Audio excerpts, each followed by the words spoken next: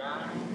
Ya, berjumpa di pertemuan ke-9 di mata kuliah TPL 1, di mana di siang hari ini atau di pertemuan ke-9 ini kita akan membahas materi berkaitan dengan konteks diagram.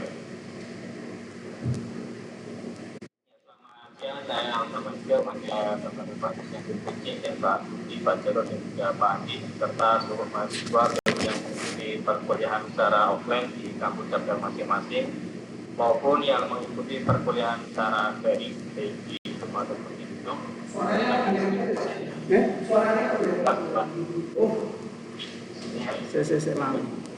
Temuan kesulitan ini kita akan membahas berkaitan dengan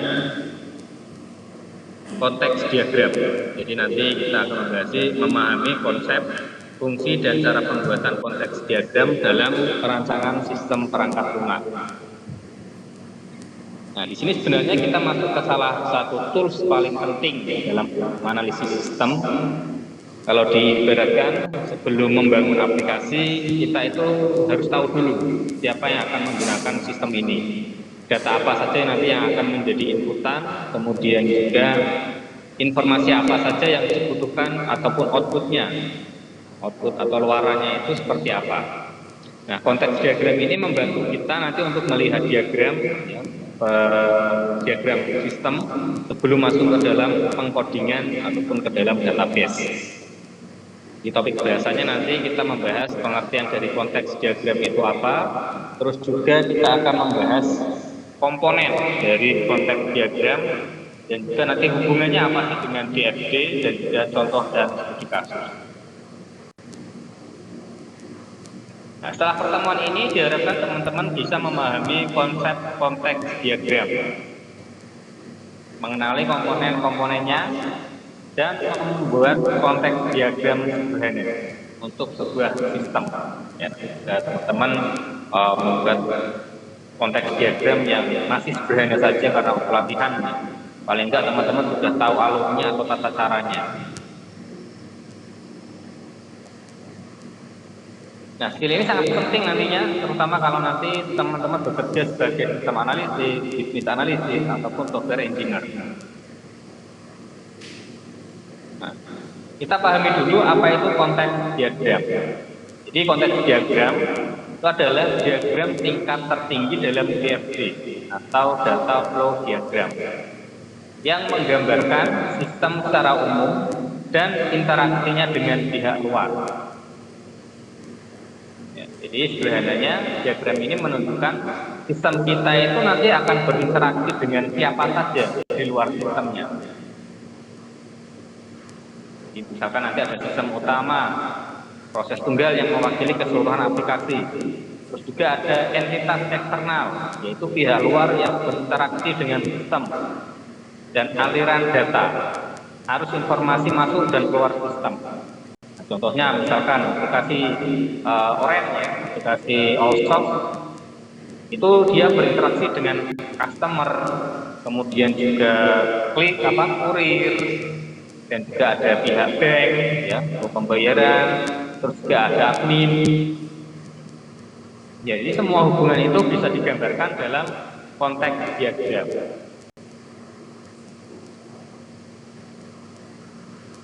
Kenapa diagram ini penting? Jadi fungsi konteks diagram memiliki peran penting dalam tahap awal pengembangan sistem. Ini fungsi-fungsinya, misalkan memberikan gambaran umum sistem secara visual dan mudah dipahami oleh semua pihak. Nah, jadi nanti dia bisa memahami gambaran besar sistem, memudahkan komunikasi dengan klien. Kemudian menentukan batasan sistem. Di sini juga dia akan mendefinisikan dengan jelas apa yang termasuk dalam sistem dan apa yang berada di luar sistem. Komunikasi stakeholder yang ketiga, mempermudah komunikasi antar tim pengembang dan stakeholder yang tidak memiliki latar belakang teknis. Kalau kita sebagai web developer atau application developer, ya, kita sudah sering membuat aplikasi-aplikasi, fitur-fitur yang kita buat itu sudah banyak lah yang kita ketahui. Namun demikian, klien, orang yang memesan aplikasi itu belum tentu dia memiliki pengetahuan yang banyak berkaitan dengan aplikasi-aplikasi tersebut, berkaitan dengan input, proses, output. Mereka itu belum begitu familiar, belum begitu memahaminya. Ya mungkin beberapa kalau kita menemukan studi kasus di tempat lain ataupun menemukan proyek di perusahaan lain, bisa saja dia sudah mengenalinya. Ya, namun terkadang kita juga menemukan customer, klien, ya orang yang memesan aplikasi itu dia tidak begitu memahami apa yang dia inginkan. Bahkan istilah-istilah fiturnya itu, sistem keamanan dari aplikasi, mereka juga tidak tahu. Yang penting dia ingin membuat sebuah program yang mana ketika dijalankan programnya bisa sesuai yang ia inginkan. Nah, maka disinilah dibutuhkan sebuah konteks diagram agar mempermudah kita untuk menjelaskan mereka, dan juga mereka bisa mempermudah ketika mereka ada request atau pesan-pesan tertentu yang ingin dimasukkan ke dalam sebuah aplikasi yang dipesannya. Nah, fungsi konteks diagram yang selanjutnya yaitu dasar dari BFD level 0. Ini menjadi fondasi dan acuan dalam pembuatan BFD, ya, data flow diagram level 0 yang lebih detail. Nah, ini nanti akan kita pelajari ya selanjutnya di FD level 10 di pertemuan ke-10 minggu depan. Ya, jadi konteks diagram di sini bisa membantu untuk memahami gambaran besar sistem, mempermudah komunikasi dengan klien. Selain itu juga bisa menjadi dasar sebelum membuat BFD yang lebih detail. Ya, biasanya analisis sistem selalu memulainya dari sini.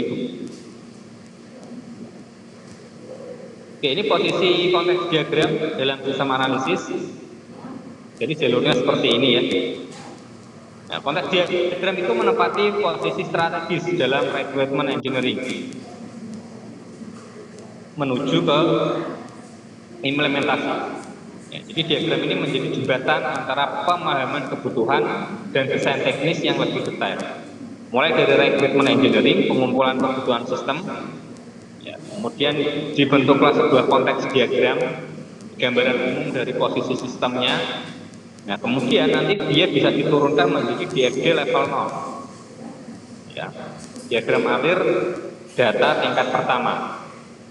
Nah, dari level 0 ini nanti bisa dipecah-pecah lagi menjadi DFD level 1, DFD level 2, dan seterusnya sampai ke dalam pengimplementasian, ya, pembangunan dan penerapan sistem, atau istilahnya melakukan pengkodingan. Nah, jadi konteks diagram itu berada di tahap kedua kalau kita lihat di sini. Nah, setelah requirement engineering dan sebelum DFD level 0. Di mana posisi ini itu menunjukkan bahwa konteks diagram itu adalah langkah pertama yang memvisualisasikan sistem secara teknis setelah kebutuhan dikumpulkan. Nah, jadi alurnya kita mulai dari requirement dulu, ya, lalu dibuat konteks diagram, baru nanti turun ke DFD level 0 dan seterusnya, DFD level 1, level 2. Nah, jadi kalau kita ibaratkan dalam istilah lain, konteks diagram ini seperti peta awal, ya, sebelum masuk ke tahapan-tahapan yang lebih dalam.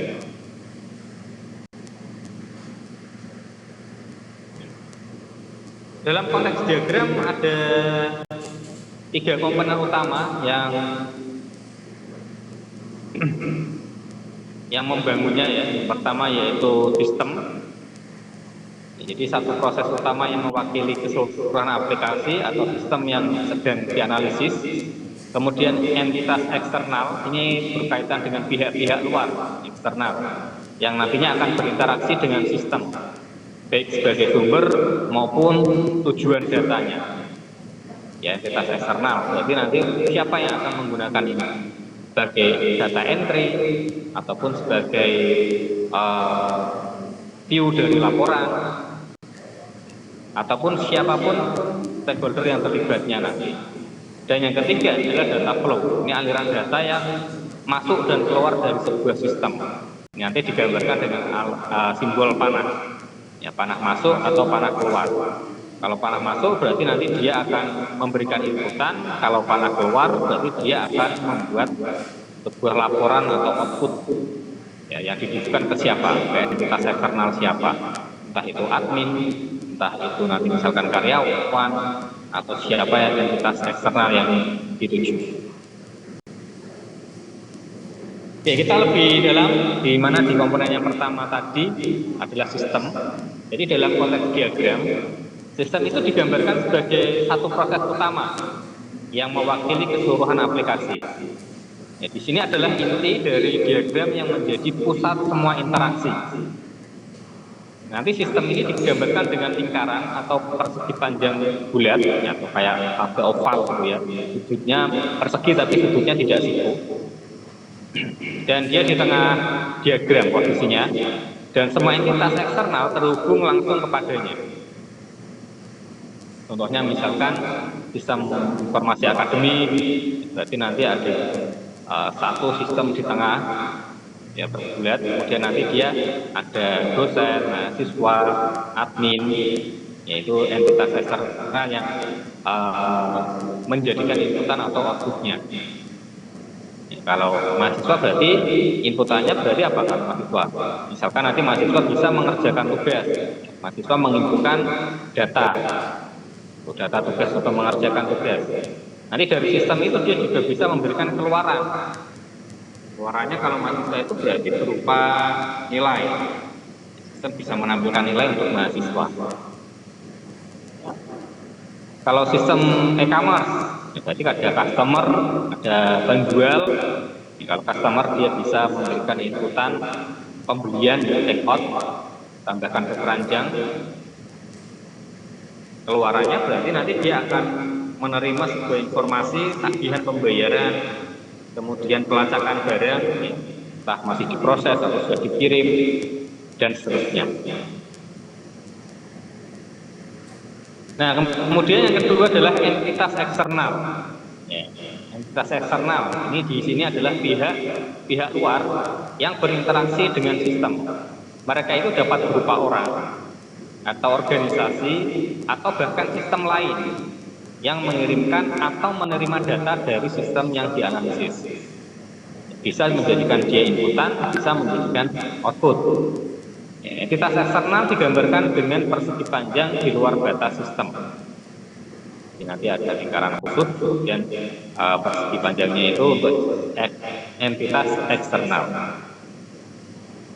Contoh-contoh dari entitas eksternal, misalkan bisa mahasiswa, bisa admin, customer, bisa juga dari organisasi lain, gitu ya, seperti bank, kurir, atau selain ataupun lain.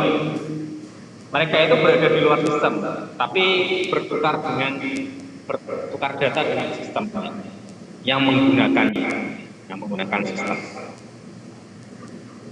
Nah, komponen yang ketiga itu adalah data flow, aliran data yang masuk dan keluar sistem. Data flow ini menunjukkan informasi apa yang ditukarkan antara sistem dan entitas eksternal. Dia digambarkan dengan arah panah. Ya, misalkan data login, informasi autentikasi yang dikirim pengguna ke sistem untuk mengakses fitur. Kemudian data transaksi, data pembayaran, data laporan. Ini nanti digambarkan dengan panah. Nah, nanti untuk tipsnya, nama data flow ini harus jelas. Data flow ini nanti nama atau penamaannya itu harus jelas. Jangan cuma ditulis data gitu saja. Tapi kita harus menulisnya dengan detail. Detailnya itu tidak berupa satu paragraf, itu tidak, tapi misalkan data transaksi, ya, data login, data pembayaran. Nah, karena kalau kita tulis hanya data itu saja, data masuk, data keluar, nanti dia menjadi ambigu. Ini data apa yang dimasukkan? Tapi kita berikan keterangan data pembayaran. Oh, ini berarti berkaitan dengan data pembayaran. Kalau data login berarti berkaitan dengan keamanan, ya, autentikasi. Oke, tiga komponen tersebut ya, berarti ada sistem, kemudian juga yang kedua tadi ada entitas eksternal, dan yang ketiga adalah data flow. Nah, sekarang kita membahas aturan pembuatan konteks diagram. Ya, jadi ada beberapa aturan penting di dalam pembuatan konteks diagram. Yang pertama itu hanya satu proses utama. Tidak boleh ada database, tidak boleh ada data store. Ya, jadi konteks diagram itu hanya boleh memiliki satu proses yang mewakili keseluruhan sistem. Nah, tidak ada database-nya. Ya, kemudian yang kedua, tidak menggunakan data store. Konteks diagram tidak menampilkan data store atau penyimpanan data. Data store itu baru muncul pada DFD level berikutnya, yaitu pada level 0. Tadi kan alurnya setelah konteks diagram kita membahas ke DFD level 0. Nah, jadi di dalam DFD ini, di dalam konteks diagram ini dia belum menggunakan atau belum menampilkan data store. Nah, kemudian fokus pada gambaran umum. Diagram ini hanya menampilkan gambaran makro sistem.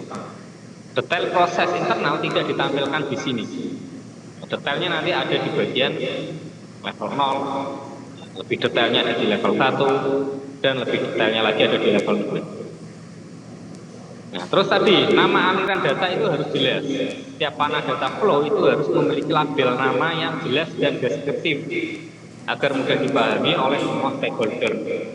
Nah, karena di sini kita ingin menggambarkan gambaran ini fungsinya tidak hanya untuk kita sendiri sebagai web developer, tetapi juga untuk klien kita, juga untuk orang yang memesankan aplikasi. Bahkan nantinya juga kedepannya bisa saja digunakan oleh tim analisis.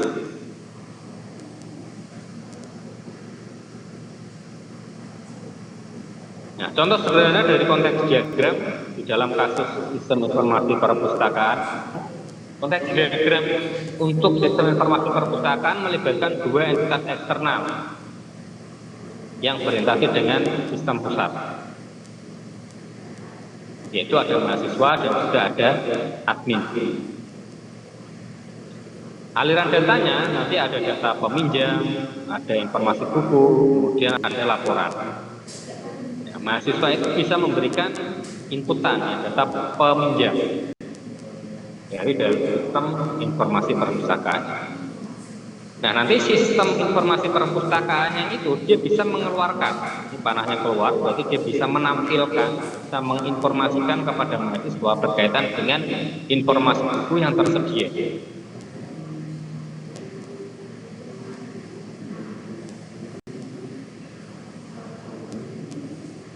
Mahasiswa mengirimkan data peminjaman, menerima informasi buku. Sedangkan admin mengelola data buku, menerima laporan sistem. Nah, konteks diagram adalah langkah pertama yang krusial belum masuk ke DFD level 0. Ya, pastikan semua entitas dan aliran data sudah teridentifikasi dengan benar. Oke, coba kita lihat contoh lain di dalam sistem informasi akademik. Ya, memahami bagaimana konteks diagram bekerja melalui contoh nyata di dalam sistem informasi akademik kampus, dari entitas eksternal, input hingga output yang dihasilkan. Jadi nanti kalau kita membahas berkaitan dengan sistem informasi akademik, untuk entitasnya nanti, ya entitas eksternalnya itu ada mahasiswa, dosen, admin akademik. Yang mana mahasiswa itu biasanya bisa mengirim data KRS ya, atau mengambil mata kuliah sistem. Kemudian dosen itu nanti juga bisa untuk menginputkan data nilai, ya menginputkan materi. Nah, sedangkan admin akademik nanti dia akan mengelola data akademik dan mendapatkan laporan.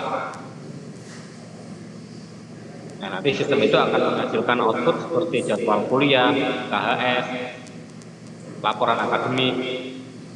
Nah, dari contoh ini nanti kita bisa memahami ya, bahwa konteks diagram itu membantu kita melihat siapa saja yang berinteraksi dengan sistem dan data apa saja yang masih dipertukarkan.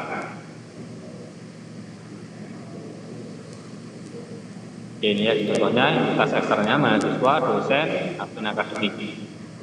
Ikut ke sistemnya nanti data KRS, data nilai. Kalau di kampus Telkom itu berarti ada input video pembelajaran juga ya. Output dari sistem nanti jadwal kuliah, KRS, laporan akademik. Mahasiswa nanti bisa mengirim data KRS ke sistem, lalu sistem memberikan jadwal kuliah. Ya, kemudian dosen nanti bisa untuk menginputkan nilai, sistem juga akan menghasilkan rekap nilai. Di pusat dari semua interaksi ini nanti adalah sistem informasi akademik.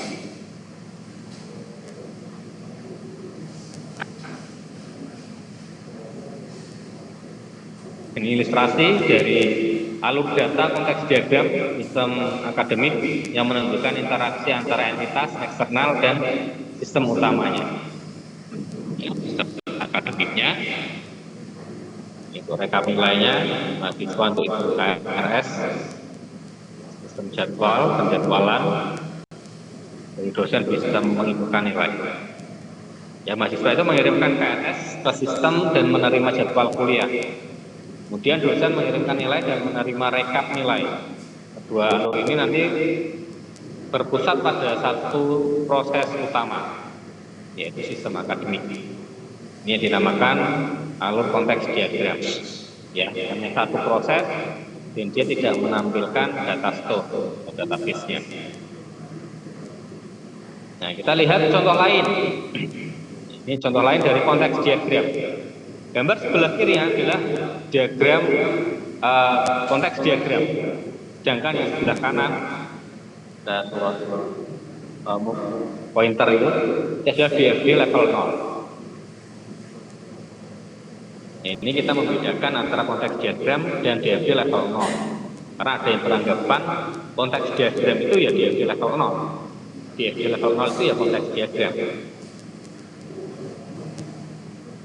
Oke, kalau konteks diagram ini hanya dianggap satu proses besar. Ya, di mana di sini nama prosesnya adalah grading system. Yang ditampilkan nanti hanya siapa yang memakai sistem ini. Data masuknya apa, data keluarnya apa. Nah, contoh di sini student ya, dia mengirimkan submitted word, menginputkan data ke grading system ini. Nah, kemudian student itu juga akan menerima graded word. Jadi dia bisa menginputkan, dia mengerjakan apa saja, pekerjaan apa saja, tugas-tugasnya, dan juga dia bisa menerima tugas. Dia menerima dulu baru dikerjakan.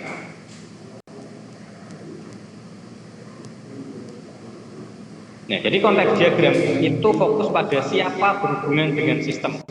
Kalau konteks diagram, bukan bagaimana proses ini dijalankan atau di dalamnya itu prosesnya seperti apa. Itu bukan, tapi hanya fokusnya siapa yang berhubungan.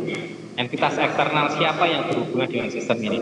Sini ada student, ada student record system, instruktur. Nah, sedangkan pada DFD level 0, ini versi yang lebih detail dibandingkan dengan konteks diagram. Ini prosesnya, proses besar ini nanti akan dipecah menjadi beberapa bagian. Nah, contohnya itu dia akan membuat gradebook, di mana di sini ada penomoran ya. Gradebook, ini ada nomor 1, tugas 1, tugas 2, tugas 3, tugas 4.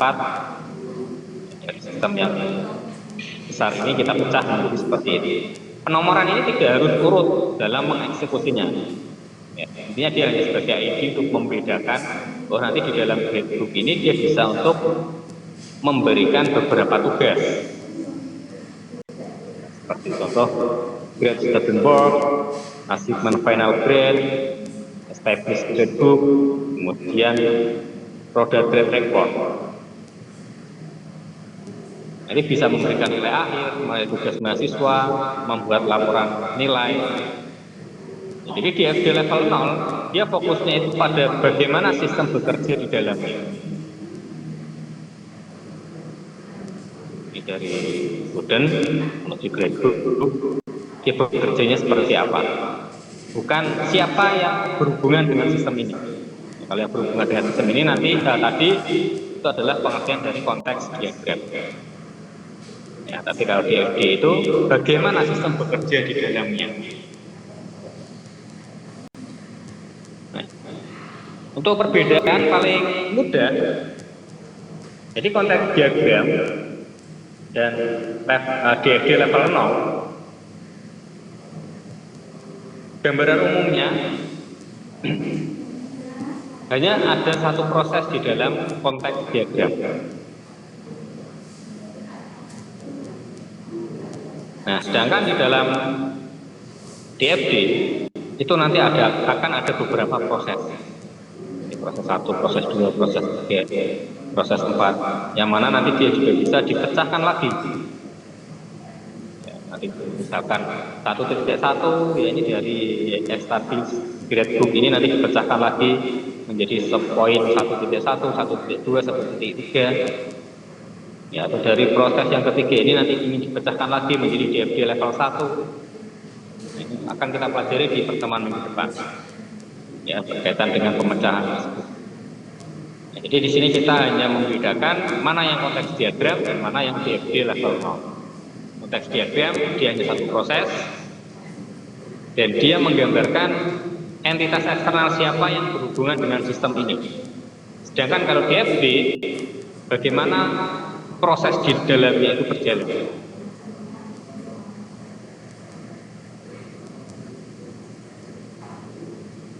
Kalau kita ibaratkan di dalam kampus, berarti kalau di konteks diagram kita bisa tahu siapa yang datang, siapa yang keluar. Oh, itu mahasiswa.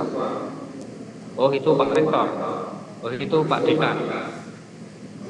Tapi kalau di level 0, dia bisa melihat isi ruangan sekolah. Dilihat-lihat, mulai melihat ruang kelasnya, kantor dosennya, ruangan adminnya, perpustakaannya. Beda ya, jadi ya, konteks diagram itu juga DFD. Oke, kita lanjut. Nah, kesalahan umum dari mahasiswa. Kesalahan ini hampir selalu muncul ya pada praktikum.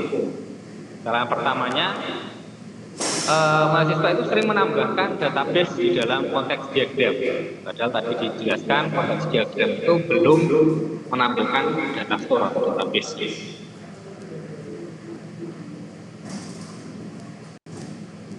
Dan yang kedua, terlalu detail. Diagramnya terlalu detail. Konteks diagram hanya menggambarkan sistem secara umum, bukan proses-proses internalnya. Terus nama data flow-nya juga tidak jelas. Setiap aliran data harus diberi nama yang spesifik dan bermakna, bukan sekedar data atau informasi. Seperti tadi yang di awal kita bahas, data login, data pembayaran, itu harus ditulis jelas seperti itu, dengan ambigu. Lebih dari satu proses utama. Nah ini, dalam membuat konteks diagram, dia membuatnya lebih dari satu proses utama. Padahal konteks diagram itu dia hanya satu proses saja. Ya, kesalahan-kesalahan ini harus dihindari.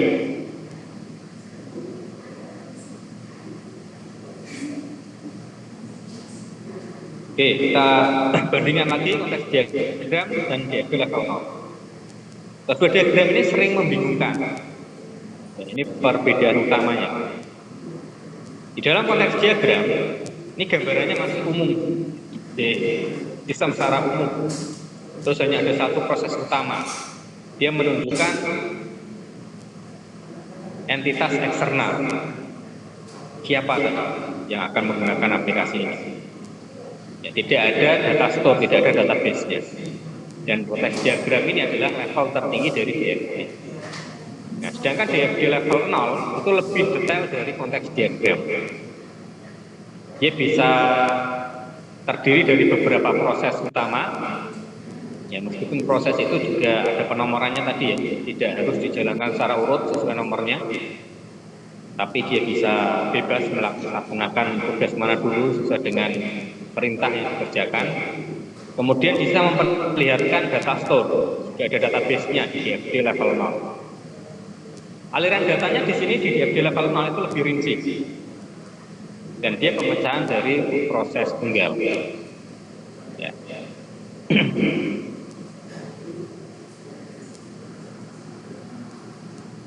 Nah, konteks diagram di dalam dunia industri, ya, walaupun terlihat sederhana, konteks diagram ini masih sangat digunakan di industri. Biasanya dipakai oleh software house ataupun bisnis analisis, enterprise system,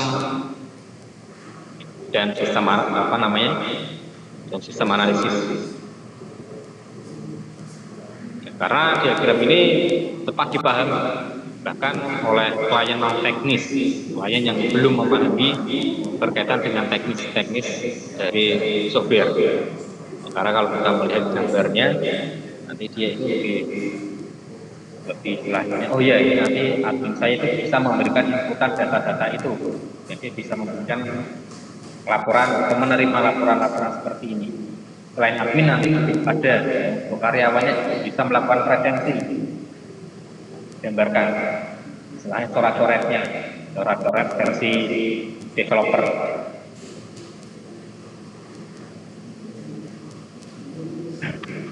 Nah, sekarang itu banyak perusahaan menggunakan Agile, walaupun Agile itu terkenal dengan dokumentasi yang ringan. Jadi, meskipun seperti itu, konteks diagram tetap bisa digunakan. Ya, biasanya untuk memahami scope sistem, terus juga untuk diskusi fiturnya nanti apa saja yang akan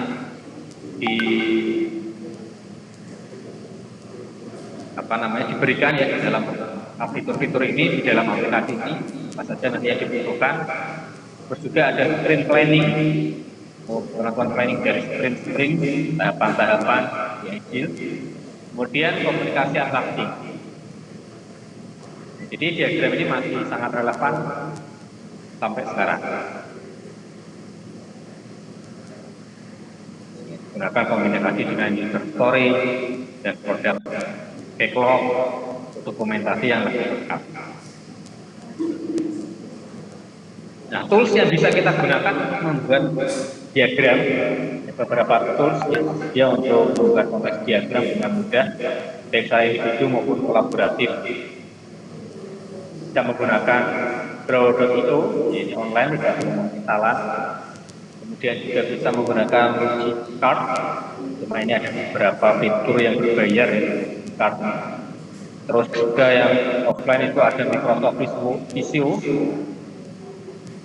terus ada juga Visual Paradigm, Figma juga bisa, Miro dan Pixjam. Ya, kalau nanti teman-teman kerja dengan tim bisa menggunakan Miro itu Pixjam untuk membantu pembuatan secara kolaborasi juga real time. Tapi kalau dibuat sendiri ya kita menggunakan Draw.io ya, kita coba untuk membuka dulu ya ataupun card di pendaftarannya juga gratis. Kita bisa juga login menggunakan email yang kita miliki.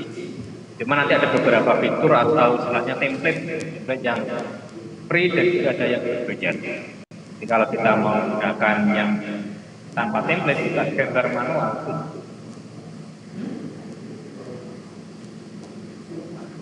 Nah, ini tips untuk membuat konteks diagram yang baik. Gunakan nama proses yang jelas.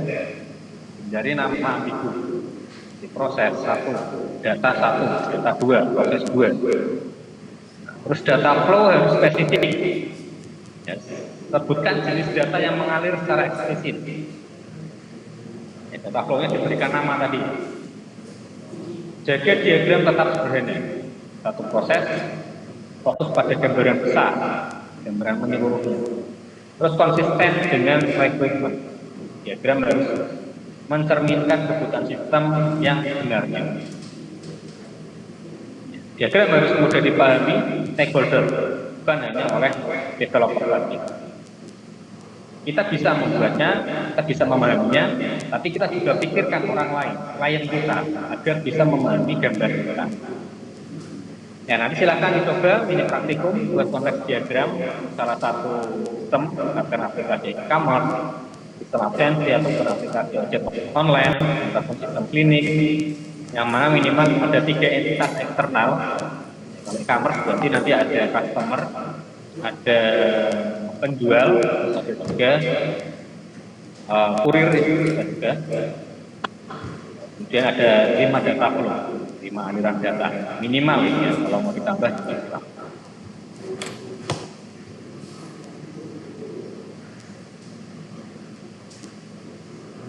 Oke, sebelum masuk ke kesimpulan,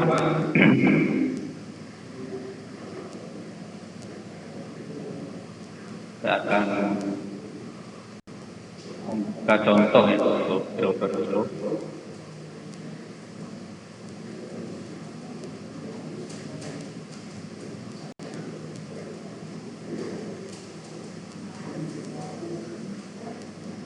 Ini share screen. Sudah terlihat ini ya. Ya, saya juga sudah terlihat. Nah, kita bisa membuatnya ya ini. Nah, ini ada beberapa komponen yang teman-teman bisa gunakan. Ini ada umum, komponen seperti ini. Yang penting yang kita buat itu kan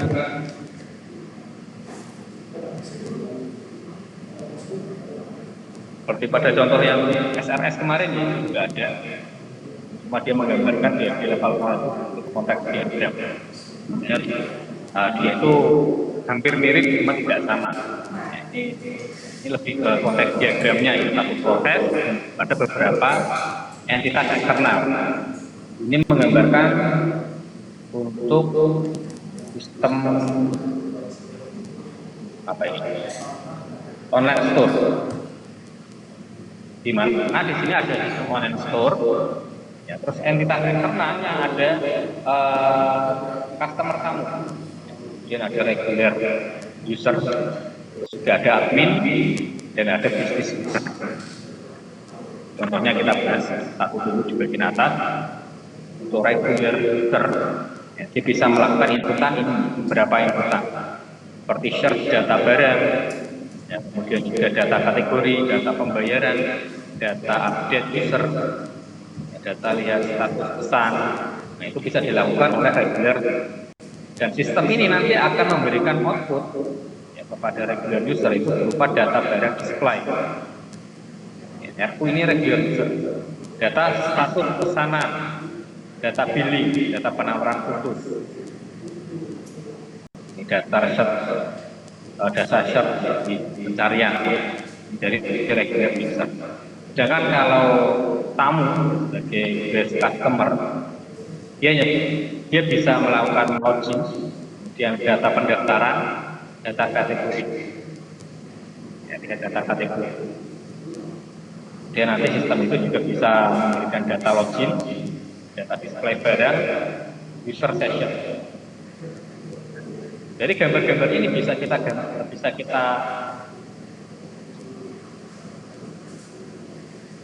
mulai, akan kita membutuhkan circle ya, lingkaran. Kita klik saja.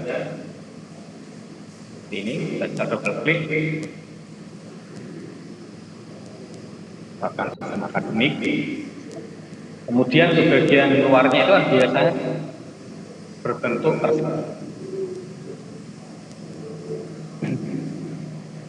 software.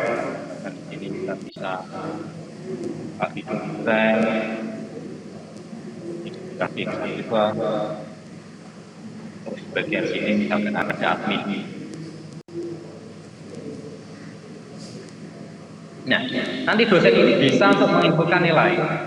Kita bisa arah ke kanan, arahnya mau lurus atau yang bentuk kurva atau berbelok-belok.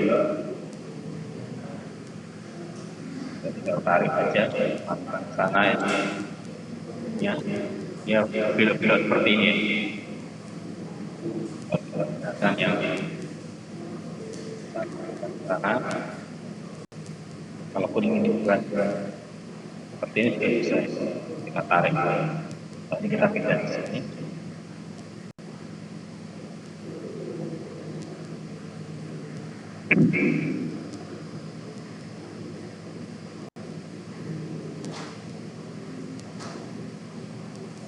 Oke, ini ya. Nah, arahnya misalkan mau dibalik. Nah, ini saya buat untuk outputnya. Kalau ini kan input, dosen menginputkan ke sistem akademik, misalkan input nilai. Kita bisa tambahkan teks, ya, nanti. Tapi ini akan saya balik. Ya, nanti saya buat inputannya itu di bagian bawah sini saja. Nah, inputannya di sini, yang atas itu untuk outputnya. Kalau ini kan input semua. Ini outputnya yang atas. Sisi kanannya berarti arah panahnya kita akan hilangkan.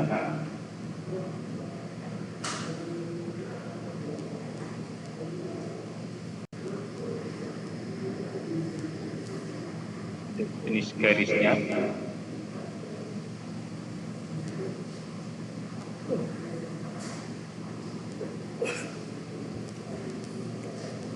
Ini hilang. Kemudian untuk sisi kirinya menjadi panah ke kiri. Panahnya berbeda. Kita maunya yang tertutup. Seperti ini. Tinggal diberikan untuk data-data yang lain. Tambahkan di sini ada beberapa menu yang teman-teman bisa gunakan sesuai dengan kebutuhannya.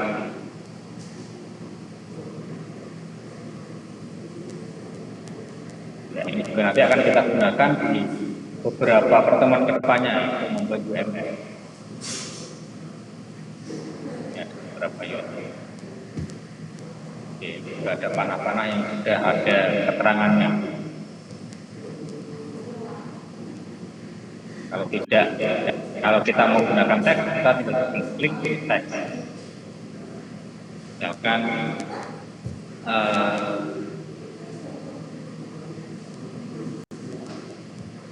ya, kita soal pembelajaran. Terus kita juga bisa copy ya, paste nilainya. Nanti yang masuk bersama ini juga bisa kita copy ya garisnya, kita masukkan lagi di sana, kita posisikan sesuai dengan keinginan kita.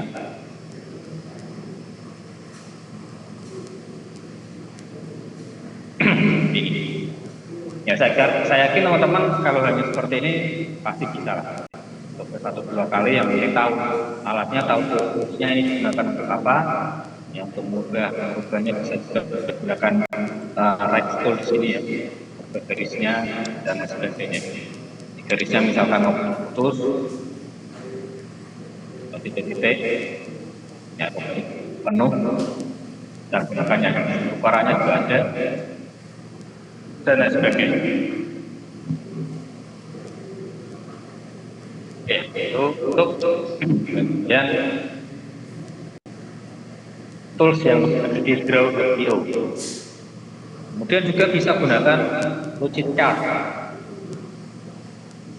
Saya eksperimen mencoba-coba sendiri ya, Chart AI. Ini juga free ya.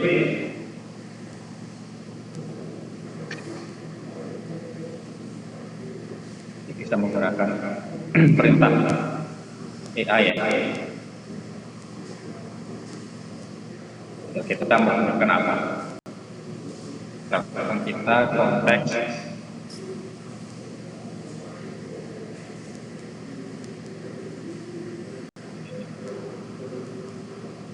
ini template kita yang ada. Tapi kalau kita mau buat baru tanpa template bisa.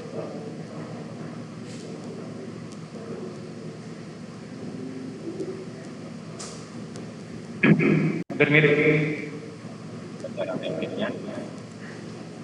Ada flowchart, shape. Dari simbol-simbol ini nanti kita bisa gunakan sesuai dengan kebutuhan kita.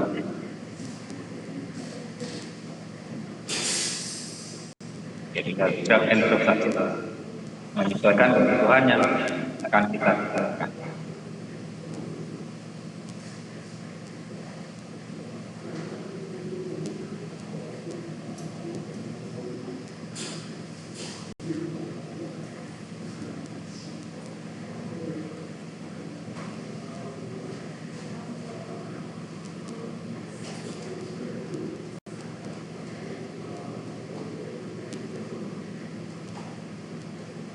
Kemudian gambaran umum sistem, dia menggambarkan sistem secara keseluruhan dari perspektif luar. Dia hanya menggambarkan hubungan dengan entitas, menunjukkan interaksi sistem dengan dunia eksternal atau dengan entitas eksternal. Siapa yang akan menggunakan aplikasi? Terus kita membahas DFD level 0 tadi, ini menjadi titik awal untuk pengembalian diagram yang lebih detail. Di mana DFD itu dia akan melihat bagaimana program ini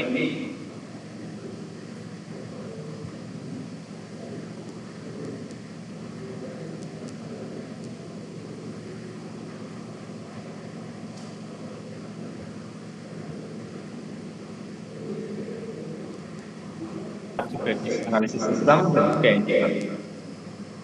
Ya mungkin itu yang bisa saya sampaikan. Ada yang ingin ditanyakan atau ada yang ditambahkan?